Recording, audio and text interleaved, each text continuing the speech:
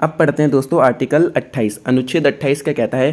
पहले नंबर पे ये कहता है दोस्तों, राज्य निधि से पूर्णतः पोषित किसी शिक्षा संस्थान में कोई धार्मिक शिक्षा नहीं दी जाएगी। ठीक है दोस्तों, साफ साफ कह दिया गया है, यानी राज्य के पैसे या फिर भारत के पैसे या फिर किसी सरकार के पैसे से कोई भी शिक्षा संस्थान में कोई धार्मिक शिक्षा नहीं दी जाएगी। ठीक है दोस्तों, आप देखते होंगे दोस्तों जो आपके गवर्नमेंट स्कूल हैं, आप कभी गवर्नमेंट स्कूल में गए होंगे तो वहाँ पे कभी भी धार्मिक शिक्षा नहीं दी जाती।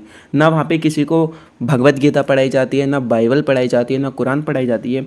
तो ये साफ साफ कहा गया है आर्टिकल 28 के पॉइंट नंबर 1 में, अगर किसी भी शिक्षा संस्थान में जो राज्य के पैसे से चलता है यानी सरकार के पैसे से चलता है उसमें धार्मिक शिक्षा नहीं दी जाएगी। ये साफ साफ कह दिया गया है। उसके बाद दोस्तों क्लॉज नंबर 2 में कहा गया है, खंड 1 यानी बात अभी जो पर कही गई थी उससे रिलेटेड है कि कोई बात ऐसी शिक्षा संस्थान को लागू नहीं होगी जिसका प्रशासन राज्य करता है, किंतु जो किसी ऐसे विन्यास या न्यास के अधीन स्थापित हुई हैं जिसके अनुसार उस संस्थान में धार्मिक शिक्षा देना आवश्यक है।